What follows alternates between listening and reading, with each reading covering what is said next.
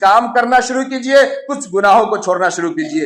ایک اپنی زبان کی حفاظت کیجئے، دوسرے اپنی کمائی پر دھیان دیجئے۔ اگر کمائی حلال نہ ہوئی تو چاہے رمضان ہو چاہے کچھ بھی، کوئی فرق پڑنے والا نہیں ہے۔ اس لیے سچ بولیے، چغل کھوئی سے اپنے کو بچائیے، جھوٹ سے دور کیجئے، گالی گلوچ کو چھوڑیے، جتنا کم سے کم وقت ہو سکے موبائل کو اور سوشل میڈیا کو دیجئے، اور اس طریقے سے قرآن کی تلاوت ایک آیت دو آیت کا روزانہ معمول رکھیے، ایک دو چار 10 رکعت نفلوں کا روزانہ کا معمول رکھیے، تاکہ تراویح میں اور رمضان کی راتوں میں عبادت کرنے میں کوئی فرق نہ پڑے۔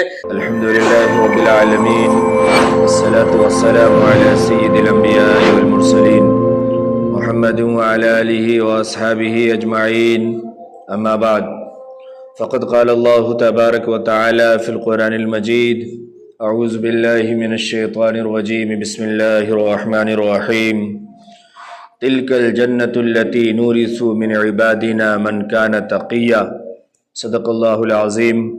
اللهم صل على محمد وعلى آل محمد وبارك وسلم كما صليت وباركت على إبراهيم وعلى آل إبراهيم إنك حميد مجيد۔ اللہ تبارک و تعالیٰ کا بے پناہ کرم، شکر اور احسان ہے۔ مالک کریم نے ہم تمام کو آہستہ آہستہ سال کے مکمل مہینے گزروا رہے ہیں اور گزروائیں۔ ہماری سانسوں کو اتنی مہلت دی، ہمیں صحت و تندرستی عطا فرمایا، ہم رب کریم کے بارگاہ میں آئے اور حاضر ہوتے رہے۔ ہمیں اس بات پہ شکر ادا کرنا چاہیے اور اپنے اللہ سے توفیق مانگنی چاہیے۔ رفتہ رفتہ دن، ہفتہ، مہینہ گزرتے گزرتے سال بدلتا رہا، مہینے بدلتے رہے، اور ہم سب اب آہستہ آہستہ شعبان المعظم کے بالکل اخیر میں آ گئے ہیں۔ وہ ایک شب، وہ ایک رات جسے عام طور پہ ہر عام آدمی کو انتظار رہتا ہے، جسے ہم شب برات کہتے ہیں، وہ رات بھی آئی اور آ کر کے گزر گئی۔ اس رات کے تعلق سے جو باتیں، جتنی باتیں ہو سکتی تھی وہ عرض کی گئیں، بتائی گئیں، سمجھائی گئیں۔ ہر آدمی نے اپنے اپنے اعتبار سے عمل کیا۔ جنہوں نے تمام باتوں کو جان کر کے، سمجھ کر کے، حق کو حق جان کر کے عمل کیا، دعا کرے کہ اللہ رب العالمین ان کے تمام نیک اعمال کو، تمام ذکر و خیر کو، تمام عبادتوں کو اللہ اپنے بارگاہ میں شرف قبولیت عطا فرمائے۔ اور جنہوں نے اگر کسی قسم کی کوئی لغو حرکتیں کر دی ہیں تو وہ اللہ سے معافی مانگے، توبہ کرے، اور ہم سب بھی دعا کرے کہ اللہ تبارک و تعالی آئندہ سمجھ عطا فرمائے اور ہدایت عطا فرمائے۔ شب برات اور شعبان کے تعلق سے سب سے اصل اور سب سے اہم بات یہ تھی کہ رمضان المبارک کی اس میں تیاری کی جائے، اور آقا صلی اللہ علیہ وسلم سے یہی بات اور یہی عمل ثابت ہے اور یہی سکھایا گیا۔ ایک بات صرف یہاں پہ سمجھیں اور غور کریں کہ وہ شب برات جس کا سال بھر انتظار رہا، اور انتظار کے بعد لوگوں نے اس رات کا استقبال کیا، اس رات میں جو آدمی جو کر سکتے تھے انہوں نے وہ کیا۔ کس نے کیا کیا، اس تعلق سے دو جملہ میں نے عرض کیا کہ جنہوں نے حق کیا اللہ اسے قبول عطا فرمائے، اور جنہوں نے کسی قسم کی کوئی لغو حرکتیں کی تو اللہ اسے ہدایت عطا فرمائے اور معافی عطا فرمائے۔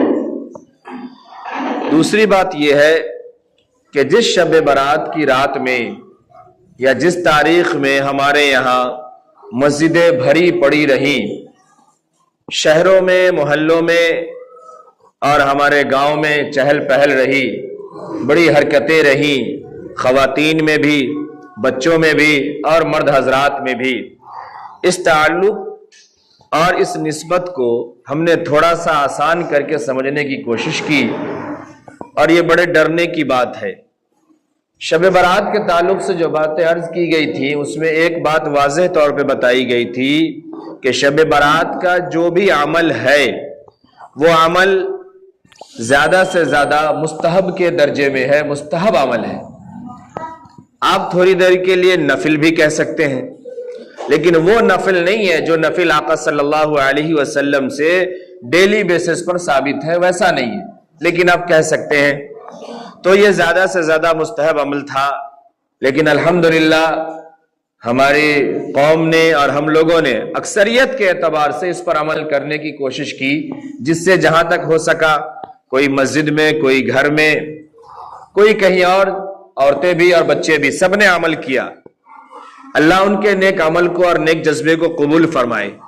لیکن سمجھنے کی بات یہ ہے کہ وہ ایک مستحب عمل تھا اور سال میں ایک بار ہے، لیکن اللہ رب العالمین نے دن بھر میں روزانہ 5 وقت کی نمازیں یہ فرض کی ہیں۔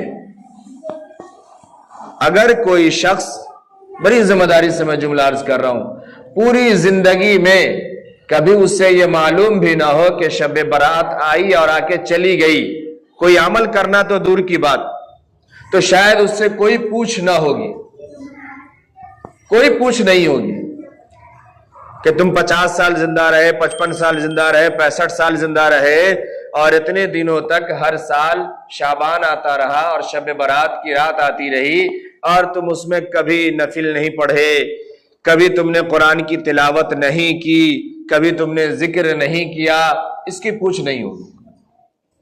لیکن ہم جو نماز روزانہ ہم پہ 5 وقت فرض ہے، قرآن کی تلاوت کا ہمیں حکم ہے، ذکر کا ہمیں حکم ہے، یہ ہم جو نہیں کرتے ہیں اس کے ایک وقت کی چھوٹنے پر بھی پوچھ ہوگی۔ اب مختصر میں صرف یہ سمجھنے کی ضرورت ہے کہ ہمیں اللہ سے کتنی محبت ہے، اللہ کے دین کو ہم کتنا مانتے ہیں، جناب محمد رسول اللہ صلی اللہ علیہ وسلم کی ذات پر، آپ کے بتائے ہوئے فرمان پر، آپ کے سنت پر ہمیں کتنا یقین ہے اور کتنی محبت ہے کہ ہم وہ ایک عمل جو مستحب کے درجے میں ہے، سال میں ایک بار ہے، اس کو تو ہم نے اپنایا، اس پہ تو ہم نے عمل کیا۔ میں ان کی بات کہہ رہا ہوں جنہوں نے اچھے طریقے سے کیا، جیسا کرنا چاہیے ویسا کیا۔ جنہوں نے لغو و لعب کیا میں ان کی بات نہیں کرتا، جنہوں نے کیا میں ان کی بات کرتا ہوں۔ تو انہوں نے عمل کیا، ہم سب نے اس کو سمجھا، نفلیں پڑھی، تلاوت کیا، دعائیں کی، سب کچھ جو کر سکتے تھے کیا۔ لیکن روزانہ جو 5 وقت کی نمازیں یہ فرض ہے، اس کے تعلق سے ہم کبھی نہیں سوچتے۔ شب برات کی ظہر کو بھی مسجدیں خالی تھی، 15 شعبان کو بھی مسجدیں خالی رہیں، پھر اس کے بعد 16 کو بھی خالی رہی، 17 کو بھی خالی رہی، اور یہی سلسلہ چلتے چلتے رمضان کے 1-2 روز میں نظر آئے گا شروع میں، اور پھر رمضان میں ہی مسجدیں خالی رہیں گی۔ اس کا جواب ہے کسی کے پاس؟ اس سوال سے بچنے کی تیاری کیا ہم نے، ہماری قوم نے کر لیا ہے کہ ہم یہ جواب دے کے نکل جائیں گے کہ اللہ شب برات کا جو مستحب عمل تھا اس کو رات بھر جاگ کر کے ہم نے 20 رکعت یا 50 رکعت یا 200 رکعتیں نفلیں پڑھ دی تھیں اور ہم نے فرض چھوڑ دیے تھے، اس لیے صرف شب برات کی وجہ سے ہمارے فرض معاف ہو گئے ہیں، اس پہ ہماری کوئی پوچھ نہ ہو؟ ہے کوئی دلیل کسی کے پاس اس تعلق سے؟ ایسا ڈیل کسی نے اللہ سے کر رکھا ہے؟ جبکہ ہم سب یہ جانتے ہیں کہ جب حساب و کتاب کا معاملہ شروع ہوگا تو سب سے پہلا سوال جو ہوگا وہ نماز کا سوال ہوگا، اور اگر نماز اچھی نکل گئی، نماز درست نکل گئی، نماز مکمل نکل گئی تو آگے کے تمام مسائل اور تمام مراحل حل ہو جائیں گے، اور اگر نماز کا مسئلہ پھنس گیا، نماز میں کمی نکل گئی، نماز پورے نہیں ادا ہوئی رہی، تو پھر وہاں پر سے قدم نہیں ہل پائیں گے اور آگے تمام معاملات میں پھنستے چلے جائیں گے۔ تو ہمیں یہ سمجھنے کی ضرورت ہے کہ ایک چیز کو تو ہم نے اتنا زور دیا جس تعلق سے دوسرے نے انکار کر دیا، ہم نے افراد کو پکڑ لیا، غلو کو پکڑ لیا، لیکن اعتدال کو ہم نے چھوڑ دیا، اور جو روزانہ کی نمازیں ہم پر فرض ہیں، اللہ کے دیگر احکام ہم پر فرض ہیں، ہم اس پر دھیان نہیں دیتے۔ یہ سمجھنے کی ضرورت ہے۔ اب دیکھیے ایک جملہ میں اور عرض کروں بیچ میں، آپ کو شاید سمجھ میں آئے، جو آج کل یہ ہوا بہت چلتی ہے، کہتے ہیں جو شب برات کو نہیں مانتا یا شب برات کی چیزوں کو نہیں مانتا اس کو حضور سے محبت نہیں ہے، اور وہ ایسا ہے اور ویسا ہے، اور وہ شیطان ہے اور وہ خبیث ہے۔ اس طریقے کے جملے آج کل لوگ کہتے ہیں، خوب کہتے ہیں، اور وہ کہتے کیوں ہیں؟ وہ بھی ہے، سامنے دکھ رہا ہوتا ہے وہ نوٹ یوں گر رہا ہوتا ہے، وہ نوٹ بلوا رہا ہوتا ہے۔ اس لیے کچھ بھی بولو، پکڑ کرنے والی تو ہماری کوئی قوم ہے ہی نہیں. تو وہ روز نوٹ برس رہا ہوتا ہے، اس کے جوش میں جو من میں آیا بولو. اس سے معلوم ہے کہ گالی ہی بولو گے، غلط ہی بولو گے تو نوٹ برسے گا. لوگوں کو لگے گا میرے من کی باتیں ہو رہی ہے، وہ اپنے نفس کی چیزیں سننا چاہتے ہیں. میں ایک جملہ عرض کروں، آپ نے شب برات کی نفل والوں کے تعلق سے، مستحب والوں کے تعلق سے جو میں نے جملہ عرض کیا، سمجھتے چلیے گا. یہ کہہ دیا کہ اگر نہیں مانتا، اگر عمل نہیں کرتا، چلو شیطان ہے. ہم تھوڑا سا شیطان کے اوپر بات کریں 2-3 لفظوں میں. شیطان جسے ہم آپ کہتے ہیں وہ کون ہے؟ جن ہے وہ. سورہ کہف کو اٹھائیے، صاف صاف لکھا ہے کان من الجن ففسق عن امر ربہ. کہ جو شیطان ہے، یہ جو ابلیس ہے، یہ جنوں میں سے ہے. اس نے اپنے رب کی نافرمانی کی، اس لیے یہ شیطان بنا. یہ شیطان ہے، اس کی ذریت شیطان ہے، یعنی نافرمان ہے. باقی پوری قوم ہے. جن اور انسان کو اللہ نے مکلف بنایا ہے، جن اور انسان کے سوال و جواب ہونے ہیں. ان دونوں کو اللہ نے اپنی اطاعت کے لیے پیدا کیا. یہ تمام باتیں قرآن میں لکھی ہوئی ہے. کیا تھا اس جن کے تعلق سے، اس شیطان کے تعلق سے ہم سب نے بچپن سے سنا ہے اور پڑھا ہے کہ وہ بہت بڑا عابد تھا، بہت بڑا زاہد تھا. وہ تھا تو جنوں میں سے، لیکن اتنا پابند تھا، اتنا اللہ کے احکام کو پورا کرنے والا تھا، اتنا عبادت گزار تھا کہ اللہ نے اسے اتنا بلند مقام و مرتبہ عطا فرمایا تھا کہ اس کا اٹھنا بیٹھنا فرشتوں کے ساتھ میں تھا. فرشتوں کے ساتھ اٹھنا بیٹھنا کرتا تھا. ایک مرتبہ صرف ایک موقع آیا اور اللہ تبارک و تعالیٰ نے اسے ایک حکم دیا، ایک سجدہ کرنے کا. ایک حکم دیا، ایک سجدہ کرنے کا. اس ایک سجدہ کو نہ کرنے کی وجہ سے یہ جو اتنا بڑا عابد و زاہد ہے، جس کا اٹھنا بیٹھنا فرشتوں کے ساتھ ہے، وہ شیطان بڑھ گیا، مردود بن گیا، ہمیشہ ہمیشہ کے لیے جہنمی بن گیا. آپ نے سمجھا؟ یہ شیطان ہو گیا. اگلا جملہ سمجھیے بڑے دھیان سے. مستحب کے پیچھے تو اتنا زور، آپ نے مستحب پہ عمل کیا. دوسرا، اگر روزانہ کے فرض کا بھی پابند ہے، دیگر عبادات کا بھی پابند ہے، وہ تقوی و طہارت کا بھی پابند ہے، اگر وہ شرعی لباس میں بھی ہے، شرعی وضع قطع میں بھی ہے، آپ نے شیطان کہہ کر کے، خبیث کہہ کر کے بات کو ٹال دیا، بات کو گھما دیا، اور لوگوں کے نفس کو پورا کرنے کے لیے صرف زر کے چکر میں تھوڑی سی ضمیر بیچ دی آپ نے، اور جو من میں آیا وہ کہنا شروع کر دیا. مستحب پہ آپ نے عمل کیا، نہ کرنے والوں کو شیطان کیا. جملہ سمجھیے، ایک سجدہ چھوڑا، ایک حکم کو چھوڑا، وہ شیطان ہو گیا، جہنمی ہو گیا، مردود ہو گیا. اب میں جملہ عرض کر رہا ہوں، اللہ تبارک و تعالی نے پورے قرآن مقدس کے اندر لگ بھگ 500 مرتبہ ایمان والوں کو اور مسلمانوں کو نماز پڑھنے کا حکم دیا ہے، سجدہ کرنے کا حکم دیا ہے. ہم سوچے ہم کتنے احکام کو توڑ رہے ہیں اور کتنے سجدے کو چھوڑ رہے ہیں، اور پھر بھی ہم اپنے کو مسلمان کہہ رہے ہیں، ایمان والا کہہ رہے ہیں. اور پھر ہم ہی اپنے کو شب برات کا حقدار سمجھ رہے ہیں، برافات کا حقدار سمجھ رہے ہیں، 11ویں کا حقدار سمجھ رہے ہیں، اور تمام چیزوں کا حقدار ہم ہی سمجھ رہے ہیں اپنے کو. وہ ایک چھوڑ دیا، اتنا بڑا عابد و زاہد جس کا اٹھنا بیٹھنا فرشتوں میں ہے، وہ شیطان مردود ہو گیا. ہم اللہ کے 500 احکام کو قرآن کے مطابق چھوڑ رہے ہیں، اور ہم مسلمان ہیں، ہم ایمان والے، ہم دندنا رہے، ہم کھا رہے اور پی رہے اور گھوم رہے. ذرا برابر ہمیں احساس نہیں ہے. یہ تو میں صرف قرآن کی بات کیا. اگر تمام احادیث کے مجموعے کو جمع کیا جائے تو تمام احادیث کے مجموعے کو جمع کرنے کے بعد کم و بیش 20,000 مرتبہ نماز کا حکم آیا ہے. سجدہ کرنے کا حکم، نماز کا معنی سجدہ کرنے کا حکم. وہ ایک سجدہ نہیں کیا تھا، اسے ایک حکم ملا تھا، ایک سجدہ کرنے کا تھا. وہ شیطان بن گیا، مردود بن گیا. آج ہم 20,000 مرتبہ قرآن کے مطابق 500 مرتبہ، اور روزانہ اللہ کی طرف سے آواز جو لگوائی جاتی ہے، جو مؤذن آواز لگاتا ہے، صدائیں لگاتا ہے، 5 مرتبہ، ہم وہ سب کو چھوڑ کر کے ہم اپنے کو سمجھتے ہیں کہ ہم پارسا ہیں، ہم اچھے ہیں، کیونکہ اللہ نے ہمیں دنیا میں دولت سے نواز رکھا ہے. یہی اعتراض تو کفار کا بھی تھا، یہی اعتراض تو مشرکین کا بھی تھا، یہی اعتراض تو اور دوسری دیگر قوموں کا بھی تھا. یہود و نصارہ بھی تو یہی کہتے تھے کہ اگر اللہ ہم سے خوش نہ ہوتا, اگر ہم اللہ کے قریبی نہ ہوتے تو ہمیں مال و دولت کیوں نصیب ہوئی؟ اللہ ہمیں تھوڑی دیتا, اسے دیتا. یہی اعتراض اس کا بھی تھا. تو دنیا مل جانا یہ کامیابی کی دلیل نہیں ہے. نہ تو دنیا کے لیے یہ اچھا ہے اور نہ ہی آخرت کے لیے یہ اچھا ہے.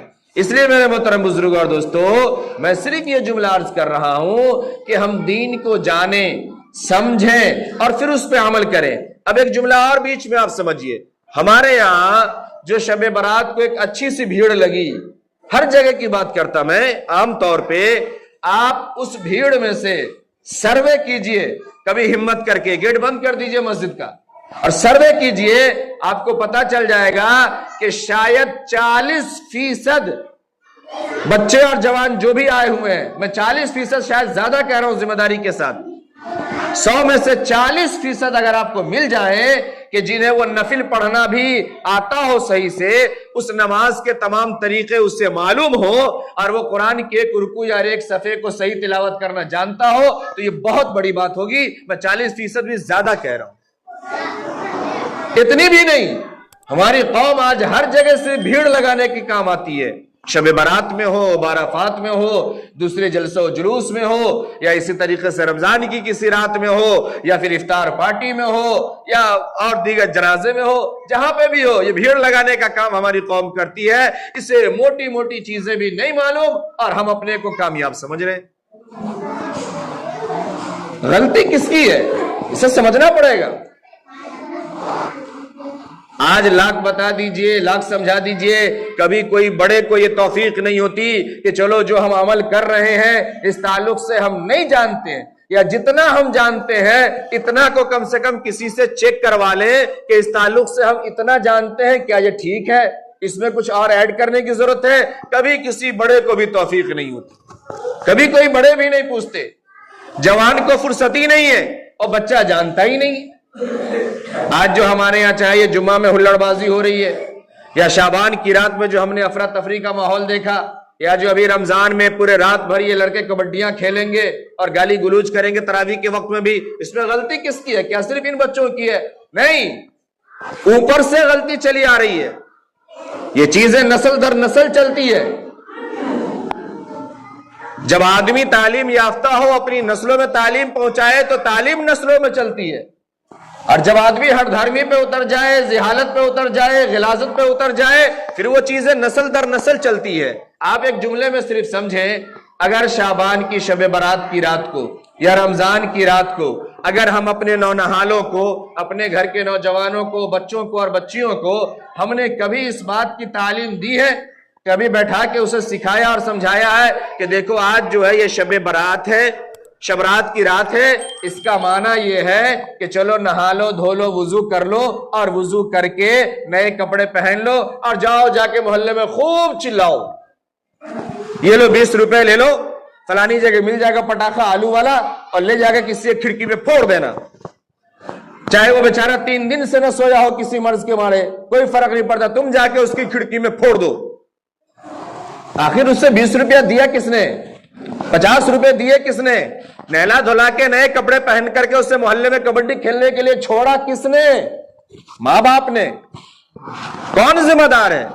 ماں باپ کے اندر اگر تھوڑی سی حس ہوتی, تھوڑی سمجھ ہوتی, تھوڑی عقل ہوتی, تھوڑی تڑپ ہوتی, اگر وہ اپنی اولاد کی صحیح تربیت چاہتے تو اسے جیسے نہلایا دھلایا کپڑے پہنایا ویسے اسے بیٹھا کے سمجھاتے اور سامنے بیٹھاتے اور اسے کہتے دیکھو آج کی رات ہے, یہ اچھی رات ہے, قیمتی رات ہے, عبادت کی رات ہے, تلاوت کی رات ہے, ذکر کی رات ہے, تسبیح کی رات ہے, آج کہیں مت جانا, کوئی گناہ مت کرنا, کوئی ہلڑ بازی مت کرنا, کوئی تماشا مت کرنا, چلو تم وہاں مصلی میں بیٹھو, میں یہاں بیٹھتی ہوں, ابا وہاں بیٹھے ہوئے ہیں, اور شور مت کرنا, بغل والے روم میں دادا بھی بیٹھے ہوئے ہیں, دیکھو ہنگامہ مت کرنا, ادھر والے روم میں پھوپھی بھی کر رہی ہے. پورے گھر کو سکون چاہیے, ہر کوئی عبادت کرے گا, ہر کوئی نفل کا نمازیں پڑھے گا, اپنے ذکر و اذکار میں لگے گا, اس لیے کوئی شرارت نہیں ہونی چاہیے, کوئی ہنگامہ نہیں ہونا چاہیے, چلو تم وہاں بیٹھو, میں یہاں, میں یہاں, میں یہاں. اگر اس طریقے سے تربیت ہوئی ہوتی, اگر سمجھا رہے ہوتے ہم اور پھر اسے سمجھا کے بھیجتے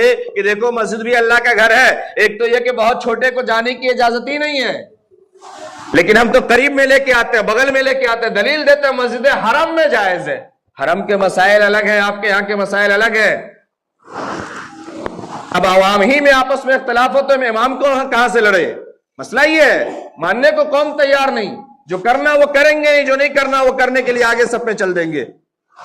یہ درست نہیں ہے.